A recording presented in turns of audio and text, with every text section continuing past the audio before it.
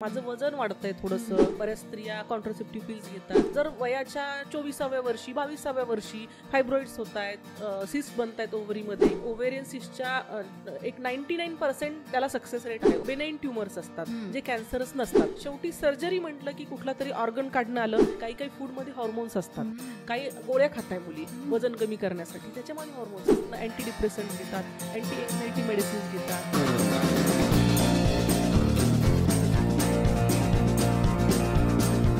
बालिका अहम बालिका, नवयुगजनिता अहम बालिका, नाहंबला दुर्बला, आदिशक्ती अहम अंबिका. म्हणजेच मी एक मुलगी आहे, मी आधुनिक युगातील मुलगी आहे, पण मी दुर्बल नाही, शक्तिहीन नाही, तर मी आदिशक्ती आहे, मी अंबिका आहे. स्त्री, अष्टपैलू व्यक्तिमत्व असलेली ही स्त्री अनेक भूमिका बजावत असते.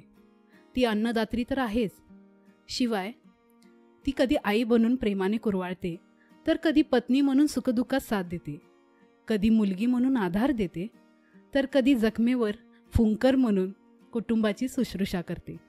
नाती सांभाळण्यात, कुटुंबाची काळजी घेण्यात आणि आपल्या नोकरी व्यवसायात ती इतकी गुरफटून जाते की ती स्वतःच्या आरोग्याची हेळसांड करते.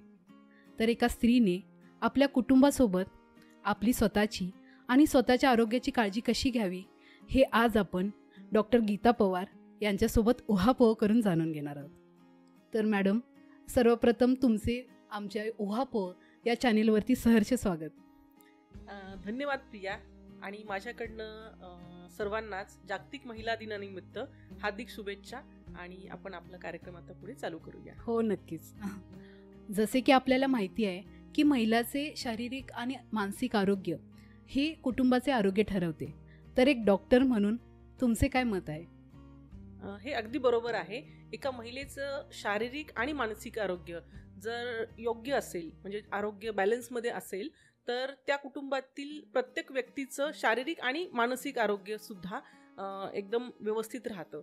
बरोबर. तर आम्हाला सांगाल का की शारीरिक आणि मानसिक आरोग्य म्हणजे काय? शारीरिक आरोग्य म्हणजे शरीरामध्ये कुठेही पेन नसणं, कुठला अवयव न दुखणं, कुठल्याही सेल्युलर लेवलवरती कुठलाही त्रास नसणं. अच्छा. आणि मानसिक आरोग्य म्हणजे भावना, विचार, ह्या ज्या गोष्टी असतात या सगळ्या व्यवस्थित असणं, याला मानसिक आरोग्य म्हणतो. जेव्हा विचार, भावना आणि त्या स्त्रीचं वर्तन हे एकदम बॅलन्समध्ये चालतं, तेव्हा ती स्त्री मानसिकरित्या आरोग्यामध्ये असते आणि सक्षम आरोग्य तिचं एकदम उत्तम असतं. आजकालच्या स्त्रिया जसे की आपण बघायला गेलो, आपल्या कामामध्ये आणि जबाबदाऱ्यांमध्ये इतक्या गुरफटल्या गेल्या आहेत की त्यांच्या लक्षात येत नाही की त्यांना एखादी शारीरिक किंवा मानसिक समस्या आहे. तर अशा वेळेस त्या स्त्रीने किंवा त्यांच्या कुटुंबियांनी कसे ओळखावे की ती एखाद्या समस्येतून जात आहे? बेसिकली कसं असतं, शरीरामध्ये आपण जनरली काय करतो, आपल्या शरीरात कुठे दुखतंय, कुठे पेन होतं किंवा काही त्रास होतो, तेव्हाच आपण आपल्याला काही समस्या आहे हे बघतो. बरोबर. किंवा काही शरीरात सिम्पटम्स दिसत आहेत तुमचे, तेव्हा बघितलं जातं. हे झालं जनरल हेल्थच्या बाबतीत. पण जेव्हा मानसिक आजार असतो तेव्हा बऱ्याच वेळेला स्त्रियांच्या स्वतःच्याही लक्षात येत नाही की आपल्याला होतं काय आहे. कामाचा व्याप एवढा असतो की शारीरिक आणि मानसिक आरोग्य यांच्याकडे लक्ष द्यायला त्यांना वेळ नसतो. तर बेसिकली स्त्रियांनी माझ्या मते दर वर्षामध्ये एक पूर्ण शरीराच्या तपासण्या करून घेतल्या पाहिजेत. जनरल बेसिक तपासण्या असतात, जसं की हिमोग्राम आहे, व्हिटॅमिन्स डेफिशियन्सी खूप कॉमन आहे आजकाल. तर तिची तपासणी झाली पाहिजे, सोनोग्राफी झाली पाहिजे, एक मॅमोग्राफी पण झाली पाहिजे. 35 वर्षानंतरच्या स्त्रियांना मी सजेस्ट करेल की या सगळ्या गोष्टी वर्षातनं एकदा त्यांनी केल्याच पाहिजेत. जर त्यांना काही सिम्पटम नसतील तरीही त्या केल्या गेल्या पाहिजेत. काय होतं, कधी कधी शुगर थोडीशी बॉर्डर लाईन वाढलेली आहे, थोडं कोलेस्ट्रॉल वाढलेलं आहे, थायरॉइड थोडंसं वाढलेलं आहे, हे जर आधीच लक्षात आलं तर त्या गोष्टींना आपण फक्त लाईफस्टाईल डाएट करेक्ट करून ठीक करू शकतो. तो आजार पुढे न वाढता त्याला तिथले तिथेच आपल्याला माहित झालेलं आहे की कोलेस्ट्रॉल वाढलंय, काही कमी आहे, जास्त आहे, तर तुम्ही त्याला करेक्ट करू शकता. आणि मानसिक जेव्हा समस्या असतात तेव्हा ते स्वतःच्या लक्षात येत नाही की मला हा त्रास होतो आहे. पण हे घरातल्या लोकांनी पण थोडं लक्ष ठेवलं पाहिजे की ही अशी चिडचिड करते किंवा आणखीन काही तिच्या वर्तनामध्ये काही चेंजेस वाटतात का, आणि असेल तर घरातल्या लोकांनी आणि तिने स्वतः सुद्धा की मग मला असं का होतंय, मी आधी अशी नव्हते, आणि स्वतः एक इव्हॅल्युएशन पण केलं पाहिजे प्रत्येकाने की की मी जे वागते ती बरोबर वागतेय का, किंवा काही चुका माझ्याकडनं होत आहेत का, मग ह्या होत आहेत तर कशामुळे होत आहेत, आणि हे घरामध्ये थोडंसं डिस्कस करून मग एखाद्या तज्ज्ञ डॉक्टरांना दाखवून तो प्रॉब्लेम कसा सॉल्व्ह करता येईल याच्यावरती विचार केला गेला पाहिजे, आणि घरामध्ये डिस्कशन पण झालं पाहिजे. तर आता सर्वसाधारण स्त्रियांना कोणकोणत्या शारीरिक समस्या उद्भवतात किंवा वारंवार स्त्रियांमध्ये पाहायला मिळतात?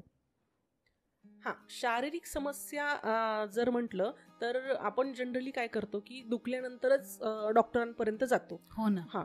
पण ढोबळ मानाने जर आपण शारीरिक समस्यांना बघितलं तर काही शारीरिक समस्या असतात ज्या हॉर्मोनल प्रॉब्लेम्समुळे येतात.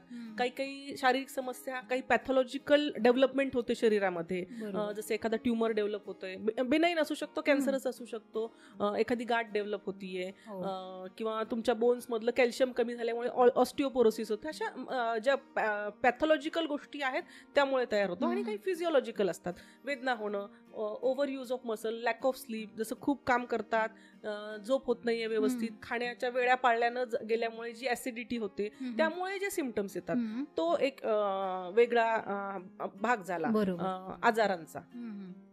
आणि ह्या ज्या शारीरिक समस्या आहेत त्या उद्भवण्यामागे कोणत्या गोष्टी कारणीभूत असतात? स्वतःकडे लक्ष न देणे, वेळीच डायग्नोज न करणे कुठली गोष्ट, आणि त्या गोष्टीला जेव्हा समजतं आपल्याला थोडंसं काही त्रास होतोय तर दुर्लक्ष करणे. आपल्याला त्रास होतोय थोडासा, का होतोय, थोडंसं त्याच्याबद्दल विचार केला गेला पाहिजे. मग त्या गोष्टी, या गोष्टीमुळे मला त्रास होतोय, झोप न घेतल्यामुळे मला ऍसिडिटी होते, मग झोपेच्या वेळा पाळल्या गेल्या पाहिजेत. काहीतरी गोष्ट चुकीची खातीये मी, मग ती खाल्ल्यामुळे मला हा त्रास होते, मग मी ती कमी केली पाहिजे. हे जर चेंजेस केले तर आरोग्य व्यवस्थित ठेवण्यास स्त्रियांना मदत होईल. स्त्रियांना शारीरिक आजार जे असतात ते खरंच शारीरिक असतात की कधी कधी वेळेला असं होतं की ते मानसिक सुद्धा असू शकतात, असं होतं का? हो, बऱ्याच वेळेला असं असतं की शारीरिक आजार, जसं डोकं दुखतं, झोपच येत नाहीये मला, असे वेग सिम्पटम्स असतात, ऍसिडिटी आहे, अशा गोष्टी घेऊन महिला येतात. आणि मग जेव्हा आपण त्यांच्याशी, आमचं होमिओपॅथीमध्ये तर पूर्ण हिस्ट्री जेव्हा आम्ही घेतो ना, तेव्हा लक्षात येतं की अरे म्हणजे हा प्रॉब्लेम काही शारीरिक नाहीये यांचा, असा प्रॉब्लेम आहे. हिस्ट्रीमध्ये लक्षात येतं. कुठल्या तरी गोष्टीचा खूप विचार केला जातो, कुठल्या गोष्टीमुळे राग येतोय, ह्या गोष्टींमुळे हे सिम्पटम्स त्यांना दिसायला सुरुवात होते. म्हणजे स्ट्रेस आणि ह्या गोष्टी पण कारणीभूत असतात? हो, स्ट्रेस पण याच्यासाठी एक वन ऑफ द रिझन्स आहे. अरे अच्छा. हे तर झाले आपले शारीरिक आजार. आणि आपले जे मानसिक आजार आहेत ते खरंच मानसिक आजार असतात का, आणि ते कसे होतात, किंवा त्याची कारणे काय आहेत, आणि बिना औषधं आपण त्यातून बाहेर पडू शकतो का? मानसिक आजार जे आहेत ना, बेसिकली मानसिक आजार म्हणजे काय असतं, एक साचलेला मानसिक तणाव असतो. तो इमोशन्समुळे असतो बऱ्याचदा, किंवा स्ट्रेसमुळे पण असू शकतो. घरात काही प्रॉब्लेम्स आहेत, किंवा त्यांच्या पर्सनल लाईफमध्ये काही प्रॉब्लेम्स आहेत, प्रोफेशनल. आणि ते इमोशन्स ज्या आहेत ना, त्या साचत जातात कालावधीने, मग त्याचे सिम्पटम्स दिसायला लागतात. आणि त्यामुळे काय होतं, त्या स्त्रीच्या भावना, तिचं मन आणि तिचं वर्तन याच्यामध्ये जी सुसंगत ह्याच्यामध्ये चालायला पाहिजे ना, ते बिघडून जातो. तो ताळमेळ जो आहे तो बिघडला जातो, आणि मग मानसिक आजार उद्भवायला सुरुवात होते. तर हे तर म्हणजे जे ताळमेळ बिघडणं आहे हे त्याचं मुख्य कारण आहे. आणि त्या ओव्हर द पिरियड ज्या भावना साचल्या जातात हे त्याचं कारण आहे. आणि त्यामुळे काय होतं, बऱ्याच स्त्रिया ज्या असतात ना, अँटी डिप्रेसंट्स घेतात, अँटी एन्झायटी मेडिसिन्स घेतात. बऱ्याच स्त्रियांना फिअर असते, फोबियाज असतात बरेचसे, असं झालं तर असं होईल, खूप विचार करणं, अननेसेसरी त्या गोष्टीला म्हणजे असती एवढीशी गोष्ट, आणि तिला कुठपर्यंत असं विचार करत करत करत नेऊन पोहोचवणं, ऍझम्पशन्स बेसिकली. त्यामुळे काय होतं, मग त्या हे स्लिपिंग पिल्स घेतात, anti depressant, anti anxiety medicine चालू करून देतात. आणि मग त्यामुळे ऍक्च्युली त्या गोळ्यांमुळे काय होतं, डोकं जे असतं त्यांचं, ज्या सुरुवातीपासून ते घरातल्या व्यक्तींनी त्या स्त्रीला पाहिलेलं असतं, ते तशा राहत नाहीत. मग फक्त डोकं बंद आणि बस जीवन चालू आहे, म्हणजे चालू आहे तुम्ही फक्त, असं असतं. मग यातनं बाहेर येण्यासाठी त्या स्त्रीने स्वतःही प्रयत्न केला पाहिजे, आणि तिच्या कुटुंबातल्या प्रत्येक व्यक्तीने तिची मदत केली पाहिजे, तिच्या भावना समजून घेतल्या पाहिजेत. हा प्रॉब्लेम का आला, ह्या स्त्रीमध्ये हा प्रॉब्लेम का आला, हे लक्षात आलं पाहिजे घरातल्या प्रत्येक व्यक्तीच्या लोकात. आणि जर घरातल्या लोकांनी तिला सपोर्ट केला, व्यवस्थित प्रकारे, तिचा प्रॉब्लेम समजून घेतला, तिचं म्हणणं काय आहे ते ऐकून घेतलं, तिला तिच्या म्हणण्याला रिस्पेक्ट दिला, तर आपोआप ह्या गोष्टीतनं ती हळूहळू हळूहळू नक्कीच बाहेर येऊ शकते आणि या गोळ्यांपासून ती दूर राहू शकते. अच्छा. हा, तर आपल्या स्त्रीच्या आयुष्यातील एक महत्त्वाचा भाग आपण म्हणू शकतो की फिमेल रिप्रोडक्टिव्ह हेल्थ. आणि जर ती व्यवस्थित नसेल तर स्त्रियांना कोणत्या आजाराला सामोरे जावे लागते? पहिल्यांदा मी सांगते फिमेल रिप्रोडक्टिव्ह हेल्थ म्हणजे काय. हो. स्त्रीच्या स्त्री ही एक म्हणजे आपल्याकडनं जे प्रजनन होतं त्यासाठी जे काही ऑर्गन्स ज्या संस्थेमध्ये आहेत त्याला फिमेल रिप्रोडक्टिव्ह हेल्थ आपण असं म्हणतो. बेसिकली युट्रस आलं, ओव्हरीज झाल्या, सर्विक्स आणि वजायना, ह्या गोष्टी, हे काही ऑर्गन्स आहेत जे त्याच्याशी ही संस्था निगडीत असते. अच्छा. आणि याच्याशी रिलेटेड आजार असतील तर त्याला आपण फिमेल रिप्रोडक्टिव्ह ऑर्गन्सचे डिसीजेस असं म्हणतो. आणि फिमेल रिप्रोडक्टिव्ह हेल्थ जर व्यवस्थित नसेल किंवा त्या स्त्रीने ती व्यवस्थित मेंटेन नाही ठेवली तर तिला प्रजननामध्ये प्रॉब्लेम्स येऊ शकतात. म्हणून ती एक खूप महत्वाची संस्था आहे आपल्या शरीरामध्ये. अच्छा. हां. आणि आपल्या भारतामध्ये आपण बघायला गेलं तर साधारणतः 12% स्त्रियांना थायरॉइड, 15% स्त्रियांना डायबेटीस आणि 23% स्त्रियांना ओबेसिटीचा त्रास दिसून येतो. आणि हे आकडे पाहता प्रत्येक स्त्रीला किंवा बऱ्याचशा स्त्रीला कोणत्या ना कोणत्या तरी आजाराने त्या बळी पडलेत असे आपण म्हणू शकतो. तर यामागचे काय कारण आहे किंवा त्याला काही फॅमिली हिस्ट्री कारणीभूत आहे की काही अशी एक सर्टन एज असतं त्यासाठी की हे रोग आपल्याला जडतात त्या वयामध्ये? कारणं वेगवेगळी आहेत. फॅमिली हिस्ट्री पण असू शकते, जेनेटिक्स पण असू शकतं, हॉर्मोनल इम्बॅलन्स असू शकतो त्या स्त्रीमध्ये असणारा, तिने कुठले मेडिसिन्स घेतीये किंवा बऱ्याच स्त्रिया कॉन्ट्रासेप्टिव्ह पिल्स घेतात किंवा हॉर्मोन्स घेतात, एक्स्ट्रा हॉर्मोन्स ॲक्नेची ट्रीटमेंट घेण्यासाठी घेतात, किंवा काही स्त्रियांना चेहऱ्यावरती केस असतात ते कमी करण्यासाठी, वजन कमी करण्याची काही औषधं असतात. मग या सगळ्या गोष्टींमुळे त्यांचा हॉर्मोनल इम्बॅलन्स होऊन या प्रकारचे आजार स्त्रियांमध्ये होत आहेत. आणि प्लस आजकाल जो कॉमन फॅक्टर आहे तो आहे मानसिक तणाव, स्ट्रेस. हा एक मेजर फॅक्टर आहे ज्याच्यामुळे आजकाल हे प्रमाण वाढतच चाललेलं आहे दिवसेंदिवस.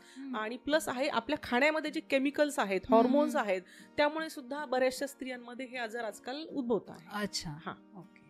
आणि ते आजार बरे होऊ शकतात का की आपल्याला असे हे आयुष्यभर गोळ्या ह्या खाव्याच लागणार? याच्यामध्ये कसं आहे, अवेअरनेस हा फार महत्वाचा फॅक्टर आहे. त्या स्त्रीला कळलं पाहिजे की माझ्या शरीरामध्ये ना हे चेंजेस सुरू झालेत, माझी पाळी मागे पुढे होतीये, माझं वजन वाढतंय थोडंसं, किंवा मला थकल्यासारखं वाटतंय, उत्साह नाहीये. जे आपल्यामध्ये चेंजेस होतात ना ते त्या स्त्रीच्या लवकर लक्षात आली पाहिजे. मग त्याच्यानंतर एकदा लक्षात आलं की आपल्याला हा प्रॉब्लेम आहे, त्या स्त्रीने तिच्या ओळखीच्या तज्ज्ञ डॉक्टरांकडे जायला पाहिजे, स्त्रीरोग तज्ज्ञांकडे जा, किंवा त्यांचे जे फॅमिली डॉक्टर्स असतात त्यांच्याकडे जाऊन ते दाखवलं पाहिजे तिने की डॉक्टर मला हा प्रॉब्लेम वाटतोय, तुम्हाला काही वाटत असेल तर मग त्याप्रमाणे आपण तपासण्या करूया. मग डॉक्टर सजेस्ट करतात त्याप्रमाणे तपासण्या केल्या गेल्या पाहिजेत त्या प्रॉब्लेमच्या डायग्नोसिससाठी. आणि मग एकदा प्रॉब्लेम कळाला की हा आहे, मग त्याचं रूट कॉज काय आहे, आपण काय चुकीचं करतो आहोत त्यामुळे हे होत आहे, आणि तो जे चुकीचं करतोय ते ऍड्रेस करणं आणि त्याची ट्रीटमेंट घेणं हे सोल्युशन आहे. पण जेव्हा आपण परमनंट ट्रीटमेंट म्हणतोय की समजा तुमच्या ह्याच्यामध्ये खाण्यामध्ये समजा खूप सारं हे आहे, फॅटी फूड आहे, बाहेरचं फूड आहे आणि वजन वाढतंय, मग तुम्हाला ते करेक्ट करणं गरजेचं आहे.